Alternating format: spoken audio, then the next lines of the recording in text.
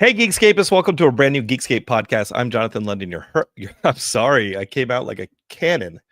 I'm Jonathan London, your host, and believe it or not, I've done this for almost 20 years of podcasting right here at Geekscape, and had a great weekend at the LA Comic-Con. We had a great booth. We had an amazing weekend. I'm going to tell you guys all about it on an audio-only episode that's going to be coming up later this week. We recorded it as a wrap-up panel with all the other podcasters that were there from our network. And so if you want to come with us to LA Comic-Con, which was a phenomenal weekend, please subscribe to the feed and you guys will be there with us.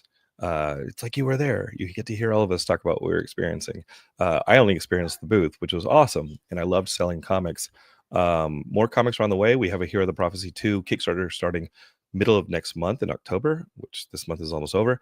But this episode, I've got my good friend John Fugelsang. He's got a brand new book called The Separation of Church and Hate. I'm going to run the credits real quick. This is Geekscape. This is exactly where you need to be to talk pop culture. And we're going to be talking a bit of fandom on this next one, because what is religion if not fandom? And I think that fandom's kind of taken our country over. I previewed this several times in the last couple of weeks, and we have been very political on Geekscape, but I have a platform. I'm going to use it, and when the house is on fire, I'm going to be yelling. Everybody needs to get out of the house, or everybody's going to pick up a bucket and start throwing water on this thing. That's where we're at. That's where I feel like we're at.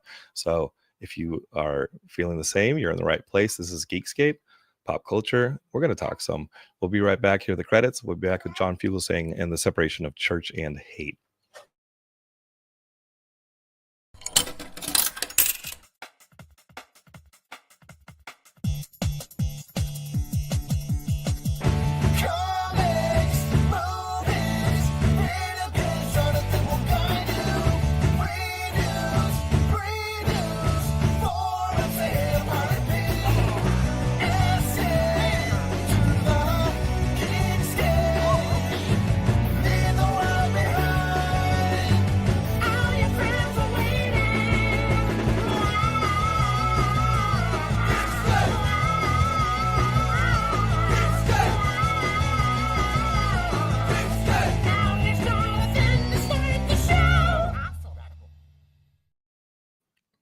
All right, Geekscape, let's not waste time. I got John Fugelsang here, and he was nice enough to skip the Riyadh Comedy Festival to be here with us. So let's not waste his time. I know. I feel bad. I really wanted to have some money with bits of bone saw still attached, but I'm here instead.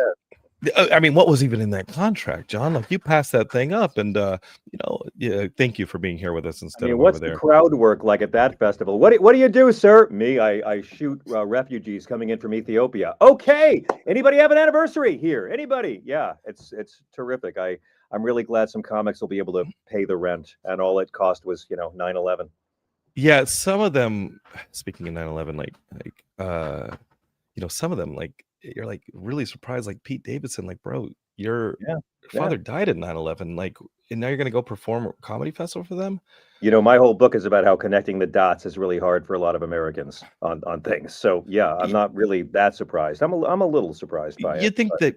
I mean, I don't want to jump on Pete, because I think Pete Davidson, like, he gets jumped on a lot. I don't know the guy, know that, but you think that dot would be pretty immediate?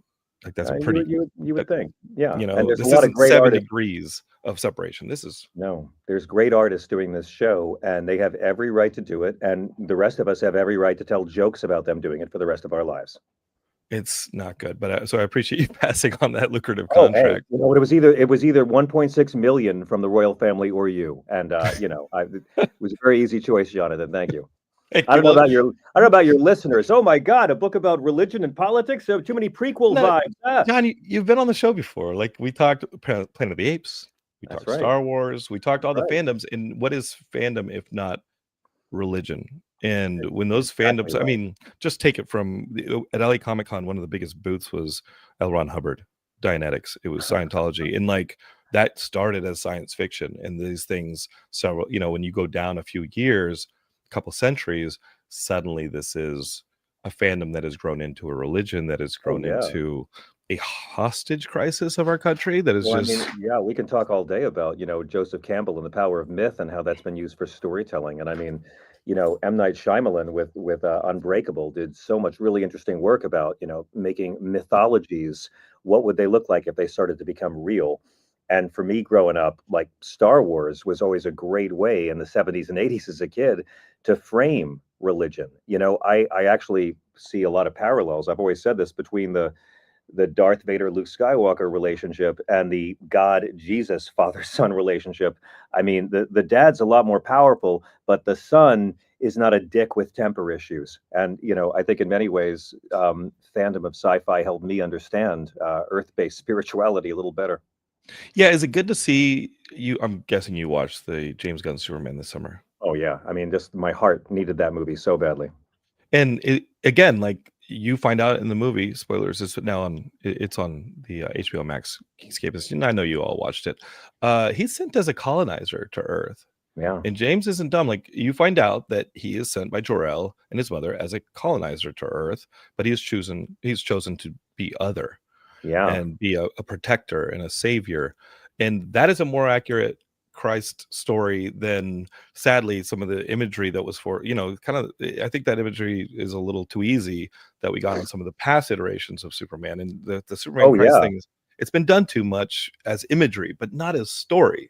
Yeah, I mean, I thought Superman Returns did a lot of interesting stuff with that whole Messiah thing. And this though is profoundly different because it's not so much about Christ to me. This Superman is about Christianity. Are you here to conquer and rule, or are you here to serve? And that's the foremost question facing American Christianity right now. I mean, my book is called Separation of Church and Hate. The subtitle is A Sane Person's Guide to Taking Back the Bible from Fundamentalists, Fascists, and Flock-Fleecing Frauds. And I wrote it for any believer of any religion or any atheist who's ever going to have to deal with these mean, shitty, right-wing fundamentalists or Christian nationalists. And I mean, in that sense, the movement of Jesus, again, I don't ask anybody in this book to take any of the Bible as literal fact, right? I wrote this for believers and non-believers. I'm talking about what's in the book. You don't need to believe it literally to use it against the fascists. But the character of Jesus is all about humility. He's all about servant leadership. He's all about the last shall be first and uplifting marginalized communities. Dude's not about total right-wing domination of government and the local school board. And what we see right now in America is this gigantic movement that's not about religious freedom, and it's not about the teachings of Jesus. It's about conservative Christian domination of our culture and forcing a very narrow Jesus-free version of that religion into every level of our secular and public life. And my whole thing is, if they're going to sit here and try to force their right-wing version of Jesus onto our society, we're allowed to call them out, because these people don't actually follow the character of Jesus. They use him to get power, but they legislate against the guy's actual teachings. And you don't need to believe in the Bible as literal fact to call them out for the hypocrisy and thump Bible thumpers with the Bible. It's a fun book to use for your family gathering. Well, there's also the race to victimization. Like there's also the race to claim that I'm a victim. And this, I don't know how much of Pete Hegseth's speech you saw this morning, where he's walking around. What an applause he got from the generals, huh? They were happy to be there. Jesus, just put a Bane, like run that entire speech through the Bane voice. And it's the same thing. Run the entire speech through the Bane voice. It's the same thing. Yeah. He makes me embarrassed to be a prompter monkey rapist. He really does. I got to tell you. Well, yeah, Pete Hegseth makes me embarrassed to be a weekend Fox News prompter monkey who also rapes women and buys their silence and tries to erase non-white people from our culture. Yeah. As far as TV personalities go, like you're a much better propagandist than he is, and there's an entire cabinet of them. So, John, like, how did you miss terrible propagandists? Did you become how did you, like, my brother worked for Linda McMahon in the WWE, and those guys, like they all now have cabinet positions. Yeah. How did you miss your propagandist boat of like knowing the media well enough to go and just sell our country out? Yeah, sell them down the river. Dude, I hosted America's Funniest Home Videos. I've been offered so many jobs. I've been offered so many chances to be that guy. But the fact that I was raised by an ex-nun who went into the convent right out of high school in the segregated South and went off to Africa to work with lepers in Malawi. And I was raised by a dad who was a former Franciscan brother who taught history to Catholic boys in Brooklyn, and who was a true social justice Catholic and raised me to admire Gandhi and Dr. King and Dorothy Day, founder of Catholic Charities, one of the great heroes in organized labor in American history. And I just couldn't get into this whole douchebag fundamentalist thing. You know, religious fundamentalists for me are the ones ruining religion. It's not the atheists ruining Christianity. We were like 90% Christian in the 90s. It's down to 65% now. The pews are emptying out. And it's not because young people don't like God or don't like Jesus or don't like Santa Claus. It's because they're turned off to the meanness and cruelty of so much of organized religion. And these people have wielded so much power, but their only creed is getting more power. And Donald Trump didn't get these people to vote for him by promising to do a single damn thing Jesus did. He played up the persecution narrative, which you mentioned, Jonathan. A core part of all of this is we're oppressed. We are the majority. We control industry. We control the courts. We control the government. Christians control the Supreme Court. All three have. We are the most prominent by far. There is no religion close to us in terms of dominance in this country, and we are oppressed. And we are persecuted. And Trump fed this persecution narrative, saying, hey, you're under siege, big league, big league. And that's how they do it. That's how these frauds always do it. They don't fight for anything Christian. They fight to put the Christians on top and feed their ego. Fundamentalists of all religions are pretty much the same. I would say to you that right-wing Christians have a lot more in common with right-wing Muslims than they do with liberal and moderate Christians. There's 5 traits I talk about in the book that unite all fundamentalists. Judaism, Hinduism, I mean, the more to the right your religion is, the more women are always second-class citizens. Always, in every religion. The more to the right you are, the more there's the sex hang-ups. And they don't like women or gay people ever enjoying sex. It's just for procreation. The further to the right you get, religion, violence is okay if it's my side doing it, because I'm on the side of God. So God won't mind, right? If you're against me, you represent Satan. The more right-wing your religion is, the more there's always a focus on punishment instead of healing. And the more right-wing your religion is, it's always this persecution narrative. I was victimized. We are being victimized. So we need more power to do X, Y, and Z. They never talk about a damn thing the character of Jesus in the book commands. They don't fight to put Jesus's teachings on courthouse walls or schoolhouse walls. That guy was anti-authority. That was what he did. That's what got him killed. Right-wing Christianity, right-wing of all religions, are suckered into the old trap of aligning with authority instead of questioning it. And that's just exhibit A in terms of why this movement is not really anything to do with Jesus. They just use his name. No, and we saw a major rally 2 weeks ago because of a bad faith argument. Somebody who specialized and was backed with millions of dollars for bad faith arguments against college students and lionized for that. And the lionization, I can only say thanks for everybody who watched Kimmel, which I think was 4 times as watched as that weird rally in Arizona where they sold merchandise for a dead person's memorial. Merchandise. They sold merch at a funeral. Can I tell you, Jonathan? You follow the thread back to like Eastern Europe and all the weird stuff, going back to like the beauty pageants, and you're like, wait a minute, this is as designed as a ear growing back. Yeah, and the manipulation. It's power. I subscribe to all these right-wing mailing lists, and I got so many emails the first couple days telling me, you have to help we need your money to fight these liberals because the left killed Charlie Kirk. And then 2 days later, it was, we need your money to fight these liberals because they're laughing at Charlie Kirk's murder. And then we need your money to fight these liberals because they're not sad enough about Charlie Kirk's murder. And no one gets mad at these people who are trying to exploit this atrocity, this assassination, to make a buck. One of the worst things I've ever seen in my life. At these craven, godless motherfuckers trying so hard to make $1 off of this man's being slaughtered on camera. No one's mad at that. They're mad at Kimmel for stating 2 facts in a setup to a punchline about Trump's callous indifference to Charlie Kirk's murder.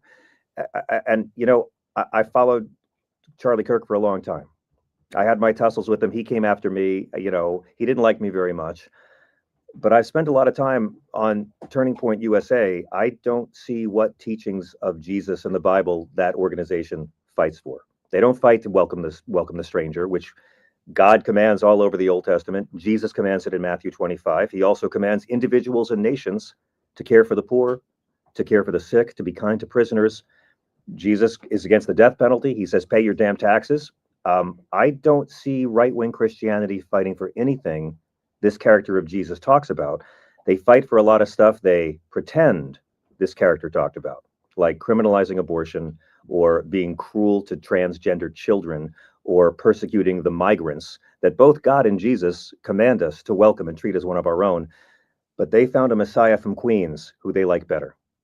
Yeah, and it is that race to the victimhood. It is the race to somebody saying like, hey, we need protection, but it is a grift. It is such a massive, Yeah, massive correct. grift. And if they're not going to get your money, they're going to get your information.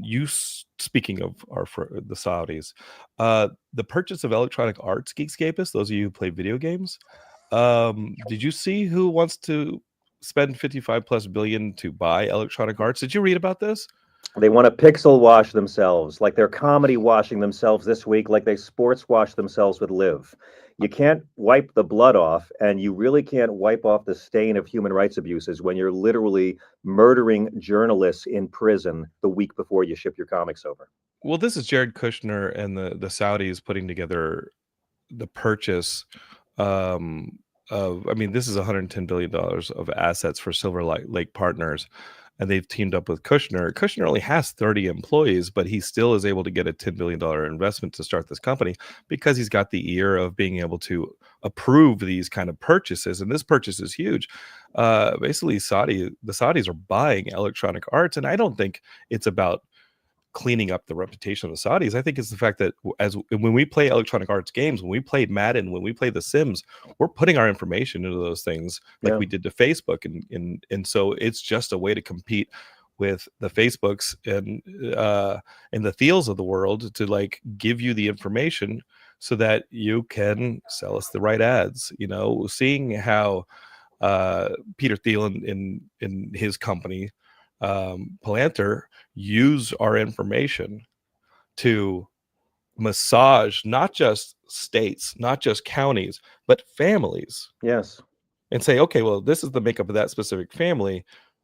Who in that family needs to get a certain ad down to the IP address on the computer to massage the conversation at dinner time, to move them a little bit to the left or right. That's how specific it is, Geekscapists. And when you play an electronic arts game post this purchase, you're going to be volunteering that kind of information to the Saudi Arabian government, and Kushner's right there to try and make sure that this purchase gets approved. That's the money that he's making. That's it. They bought Jared, right? They bought Jared Kushner so they can use him to buy a lot of other American corporations. Is that how he solves the Middle East crisis? I mean, look, the Jared Kushner and Donald Trump literally covered for murder. They literally covered up and helped lie for Prince Mohammed bin Salman when he murdered an American resident journalist. Donald Trump bragged to Bob Woodward, and it's on tape, about Mohammed bin Salman. I saved his ass. Like this guy was cut up with bone saws before he was dead. There is an audio tape recording of the murder, and they knew it. And they lied for him, and they covered for this guy. And that's what we are celebrating when we send comics over. You know, I don't hate Saudi people, but it's not a country. It's a family-owned corporation with a flag. The fact that fossil fuels are, a danger to every living being on the planet is something we're not even talking about here. Women are property here. I mean, criminals are mutilated and murdered. I mean, everything you don't like about American authoritarianism, it's times 10 over there. So I don't want to hear any of these bitch comics coming back doing their material on cancel culture. When you're willing to take money from people who treat women as literal property, y'all can sit down. And I'm just like, Louis, really? Like, guys, some of these comics are. I mean, I really hope. I hope he can feed his family. I hope that he's able to feed his family with the 1.6 million per show he's getting there. Yeah. Is that what it is? Have you seen the contract? Has the contract got him Tim out? Dillon got fired from doing it for making a joke about slavery because Saudi Arabia practices slavery. Okay, that's who we're dealing with. That's how you build a soccer stadium. That's how you build the soccer stadiums. That's how you do it. That's how you build a comedy club, right? I mean, that's what built our Capitol building. But Tim got dropped out, and he said that he was being paid $375 a set, and that the top tier performers, and y'all can look up who they are being paid $1.6 million per show. Okay. Yeah. So it's great, right? They can make the rents this month. I'm really glad. Well, thanks again for being here on Geekscape. It's all right. I didn't mean to. I don't. And listen, I don't. I No, don't this normally is like. what it's I don't like for. bash. We Like, talk I don't video like games. bashing artists. I don't bash artists. I bash people in power, and I bash mean people. But this is just this. I mean, they can do it, and they're still great artists. It's just we're allowed to make jokes about them doing it. That's how it's going to be. Yeah, and Chappelle's on the list. Yeah. And he'd already been problematic with me for the trans stuff. I'm so glad he's going to be able to feed his kids this month. That's all I can. Thank God Dave Chappelle's going to have enough money to make sure his kids can go back to school with new clothes. So I mean, I was worried. I was worried. It's horrifying, and the Pete Davidson of it all is like, dude, the Saudis caused 9/11. That's been proven over and over again. We chase the money but they're back. paying him $1 million, man. They're paying him $1 million. Buy a lot of tissues to, weep with that money. Sometimes when I'm watching when I'm playing basketball and somebody throws up a trash shot, I say, Kobe just saw you do that. That's my trash talk. When somebody throws up some trash, and sometimes it's me, but when somebody throws up some trash, I like to say, Kobe just saw you do that. But what gets me is that's what I feel about Pete Davidson. It's like, dude, your dad's watching you do a comedy set. I know, and it's so many of the same folks on the right who push this Islamophobia. I mean, these people want to talk about religious freedom issues, so they if I can't discriminate against LGBTQ folks, it's an infringement on my religious freedoms. It's like, no, it's an infringement on conservative Christian domination. Your religious freedoms have not been curtailed at all by not letting you discriminate. But like, look at these guys. I mean, just look at the Saudis. It's pure authoritarianism, and it's woman hating, and it's everything we dislike about fundamentalist religion. But these right-wing folks are the same ones who've been hating on the Muslims all these years, and Donald Trump wanting to ban an entire religion from coming into this country. And now, well, they're okay if they're rich enough to have golf tournaments and to pay off our favorite comedians. We don't mind the ones who are wealthy, the ones who are going to give millions to Americans. We don't mind the real evil ones. I just don't want to, hear an accent on the bus stop. Well, at least he's consistent, because he pretty much stood up in front of his generals today and said the war that we're going to fight is a war, the inner enemy, the war that is our own cities, the scariness of Portland, and he's pretty much just told the generals, like, hey, this is what the war we're going to fight. We're going to fight the war here on American soil against Americans. Yeah. And like, that's the Legion of Doom. That's like a DC villain. That's that's not even Lex Luthor. Lex Luthor. DC made Lex Luthor become the president over 10 years ago. They beat us to it, and again, that's not going to happen. Let me remind everyone that in 3 elections in a row, the majority of Americans who turned out to vote voted against Donald Trump. He's never cracked 50% of the popular vote. He has maybe 1/3 of the population. But if you think all of these generals are going to bow down to Pete Hegseth if he asks them to break the law, I mean, they want Americans to throw a rock at a National Guard trooper. Donald Trump signed that ridiculous flag burning executive order, which doesn't change any laws at all. It changes nothing. Well, these executive orders, they fall apart pretty fast in the courts. But he only did it because he wants First Amendment champions to burn a flag in protest of him so they can run that on Fox News. Right. The Epstein files are never going away, and the tariffs have now affected prices in every sector of our entire economy. The Fed said last month that consumer spending has flatlined or dropped. It's going to get tight. And these guys are so scared. They're trying to rig it in Texas 1.5 years before the midterms. That's how scared they are. This thing in Portland is a trial balloon to try to find a way to not have the elections next year. That's what the government shutdown is as well. This is a shutdown Donald Trump wants, because he can take greater control of the federal government and gut more agencies and remove more public servants and give himself better odds at being able to own the election and call it off next year. They are terrified, and they're bad at it. Well, yes, no, they fold like a deck of cards every single time that anybody puts up any form of resistance to them. We saw that with Pritzker. We saw that with Jimmy Kimmel. But we saw it with Harvard University. We saw it with Harvard University. But at the end of the day, we, the left went ahead and agreed with him on the last shutdown threat. Tonight, there's a threat of an impending shutdown. Do they go ahead and do away with some of the healthcare? I mean, it's bad either way, Jonathan. Like, look what the Democrats, look at the position. Look, I enjoy beating up on Democrats as much as everybody else. Sure. Right? My God, it's like Clark Kent without a phone booth. I mean, sure. The Democrats are like a bunch of those S&M slaves who forgot their safe word and just keep getting John, punched and punched. careful. Do you want a strongly worded letter? I got nothing against our S&M slaves who forget their safe word. Those are my people, but they're in a really tough position because if they go ahead with this budget, then 12 to 20 million Americans who are low income or disabled will be thrown off their health care. Like they're just ready. This is eugenics. They're just ready to let the poor people die. And by the way, once those 12 million folks are thrown off their health care, you know what they're going to do when they need to see a doctor? They're going to show up at your local emergency room and you, the taxpayer, will pay for that visit. The Republicans are delivering a world of socialism and healthcare into our laps, and the Democrats don't even have the game to point out the hypocrisy of it. If they go with this budget, they're consigning 12 million poor people to death. This is what my book is about. You don't get to call yourself Christian and deny care to the poor so Elon Musk can buy a fourth yacht or pay off more angry women. At the same time, if they shut down the government, then they take the blame. They will use all propaganda to blame this all on Democrats. And while the government shut down, Trump will gut every federal department, including the Bureau of Labor Statistics. He will stop getting any kind of numbers because he's already lost the war with math. I mean, they will fire more people, including safety inspectors. They're going to do everything they can. And it really is.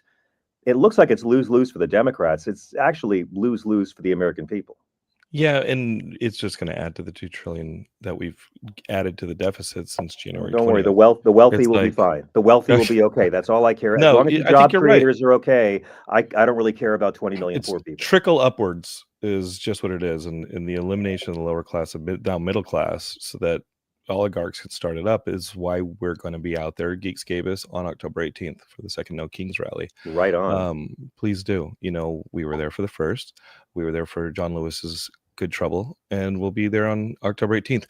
Geekscape, so I want to thank John for being here. His book, Separation of Church and Hate, can be found everywhere. It might be sold out in physical form. Pretty sold out. We're sold out. Amazon has said it's sold out for 3 weeks. We're already on our second printing. It sold out in the first 2 weeks, and that was with no mainstream media support. We made the New York Times bestseller list of the top 10 on Amazon just on SiriusXM Progress and podcasts like your excellent, deeply sexy show, Jonathan. Dude, John, thank you so much for being here. Let's do this again soon when you don't have to rush off to see Governor Andy Beshear. Anytime you'll have me, because I want to talk about James Gunn's Superman. I mean, like that movie. I love Superman. I've never loved a Superman movie. I love Chris Reeve. I think that guy Tyler Hoechlin on the TV show is the best Superman ever. But I think this is the first great Superman film, and I can't wait to see it a fourth time. It saved my spirits this summer. And I can't wait to see the follow-up with Lex. And you've been watching Peacemaker. We can talk about all that stuff. We got to talk about Peacemaker too. You know that I saved James's sister-in-law, Sean's wife, in a road race, right? Like she almost got hit by a car. She was on the show. She told the story. But we love them, and we love James, and we'll have you. We love you, so we'll have you on the show soon. Don't jump off real quick. I'm going to upload your audio into the feed, but for us, Geekscape, as far as you watching, subscribe to Geekscape, all that, and we'll be back with the LA Comic-Con live episode, so subscribe. And thanks, John, for being here. Go pick up Separation of Church and Hate wherever you can find it. Thank you so much. I love your show, and thank you to your audience. Dude, thanks, man. My coworkers have had to listen to me